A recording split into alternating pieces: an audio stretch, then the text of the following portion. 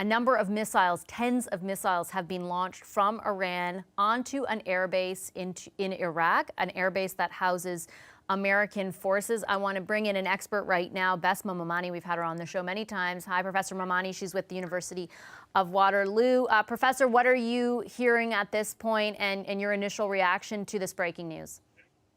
Yeah, so Ain al-Assad base, which is northern part of Iraq. This is probably the base where many people feel was where the missile was launched from to kill Soleimani, the IRGC general. And so we're hearing that up to the ranges from 30 to 40 missiles from Iran were directed to the Ain al-Assad base. This has been confirmed by the semi-official news agency, and then again verified and said by the IRGC spokespeople. And now we're getting the Americans actually confirming that, yes, there were some missiles that were hit. It sounds like initially first reports are 6. But again, it's a developing story, and we're just kind of following and seeing what's happening. So let's set the context here, because we have been, for the past few days, hearing from Iran that retaliation was coming. Is this the kind of retaliation that you would say is expected?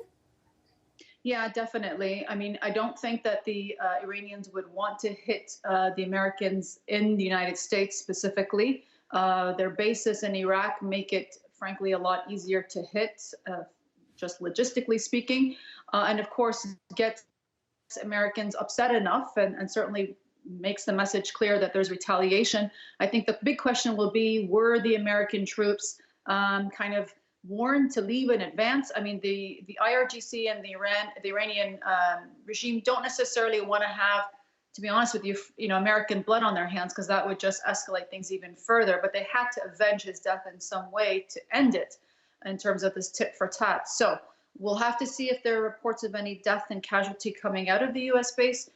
This is a base that includes both Iraqi forces and American forces. So who is going to be injured in this will be, I think, the big question in terms of escalation. What do you think about the significance of the base being in Iraq, and particularly given all of the discussion and all of the strain and tensions involving Iraq and the troops, the multiple international troops that are based in Iraq right now? Well, one optic to me that I think is really, really quite relevant is the fact that this is the Iraqi base that Donald Trump visited.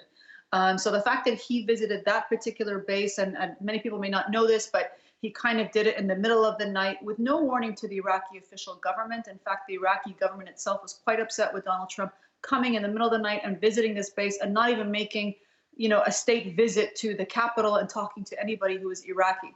But I think the optics of that is really very important for the Iranians. That is a way of saying, we can get you. But again, thus far, as much as it sounds escalatory, if it ends at that, we could all have, feel relieved, because in fact, what is worrisome is if they were to go further than that. So again, this is not, I think, the end of all times if it ends here. But if Americans are killed at the base, it becomes extremely worrying, because we know that Donald Trump does react to particularly U.S. soldiers and citizens being killed. He said it several times in the past that is our red line. And so if that happens, then I think we're really going to see an escalation of targeting Iran specifically, because I don't think Donald Trump can let that one go. Yeah, how much, I guess, right now rests on how the U.S. reacts. And again, I'll stress to our viewers that the reports are very preliminary, that we are hearing and we are reading that a number of missiles have been launched from Iran into a base, a military base in Iraq that houses American troops, where American troops are stationed. How important, or how much of this rests on what the Americans do next? I think that's a big part of it. Again, this is a tit for tat. This did not start with the killing of Soleimani. This was, a number of months of escalation. And so it's all about this kind of what we call this, level of deterrence reached, where each party can feel satisfied they've done their part, but not actually going too far to cross, again, we use the word red lines a lot, but that's really what it is. Of course, for the Iranians, Soleimani is more than just a top general. I think this is what was the miscalculation of the Americans. Now, do the Iranians feel that hitting a U.S. base with no servicemen killed is enough to show the message they're displeased? And I think that would be enough for Trump to not want to react further. We might hear some, loud talk, but we won't necessarily see more of a reaction. But if American service people were killed in that base, it will be extremely difficult for Donald Trump to end it there. And then the question is, what comes next? And that's what we've been, really sitting on the edge of our seats, all of us who've been watching this escalate for several months now, this tit for tat. You mentioned sort of the reaction or the way in which this is being perceived, or particularly General Soleimani is being perceived, and perhaps sort of I think for a lot of us who have now started to read so much about him, it's surprising that that the reaction is what it has been. Why do you think in Iran particularly so many, we've seen the images, for example, of all those people storming the streets. Why do you think the reaction has been what it is? Well, I want to first start off saying that this man has a lot of blood on his hands. Yeah. So, there's no sugarcoating the reality of what he was. He was a war criminal in my eyes and in so many people's victims' eyes. But the reality is there are hardliners who do support the regime, who do support the IRGC. And Soleimani does have this almost folk heroism about him. He's seen as this very humble person. Some of his actions, he's not that let's say, very, boisterous type of general. He doesn't fit the image, if you will. He's very humble, very pious. And like it or not, people like that do have a lot of respect, not just, I think, in Iran, but across the region.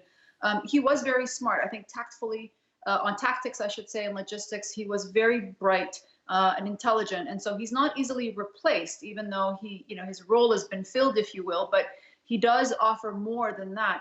And in a time in Iran where there's a lot of corruption and the IRGC is very corrupt and certainly the regime is very corrupt, there was something of almost putting him on a pedestal that somehow he was different than the rest.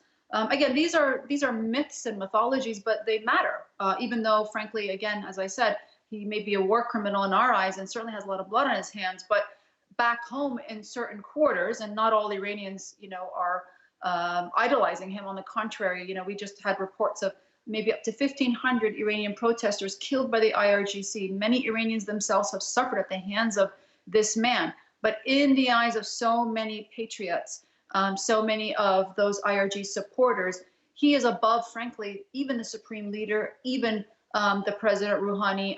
It doesn't even compare. He was the most popular figure based on very narrow kind of opinion polls that you could get in Iran, in that country, and that matters. Okay, I want to bring in another expert. I believe he's ready to join us by Skype as well. Thomas Junot of the University of Ottawa. Is he there?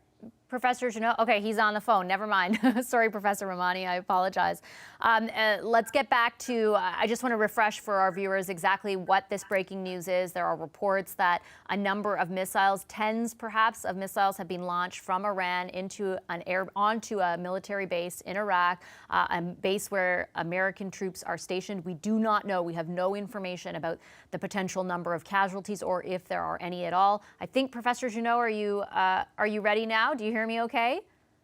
I can hear you. Hi, Professor. Thanks for joining us. I just wanted to get your take, your reaction to this breaking news.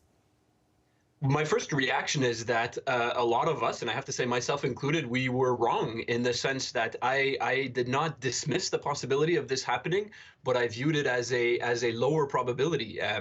A lot of us predicted that Iran's response to the assassination of Soleimani would be more indirect, more asymmetrical, would come farther down the road, would come through cyber attacks, through targeting Saudi Arabia and Israel, for example. And a lot of us were thinking that something as direct and hard as what we're seeing right now was rather far less likely, because there's a serious chance of a U.S. response now.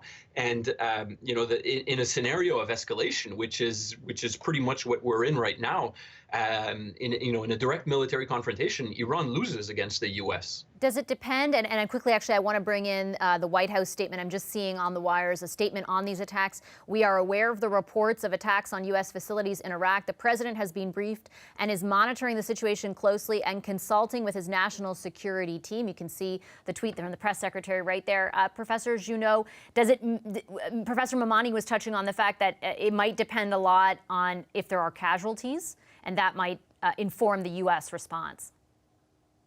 Well, if you read and listen to what President Trump has been saying, not only in the last few days, but over the last few months, he has always been very clear in talking to Iran, but in general, that his red line was American personnel in particular. So you're right to say that, whether there are American casualties or not does make a huge difference. There are reports of American casualties, but they're not confirmed. So we should be careful with that. That being said, there's an issue of American assets here. It is true that when Iran shot down an American drone in 2019, a few months ago, Trump chose not to retaliate. But in this case, the provocation is pretty strong on Iran's side. I think what we're seeing here is Iran basically playing chicken with the U.S., to use a common term, in the sense that Iran has made the assessment for 3 years now that Trump, as much as his rhetoric is blusterous, he does not want to get the U.S. bogged down in a new Middle East war. Right. So Iran is making the bet here that Trump's response will be restrained because he wants to avoid getting bogged down in another war.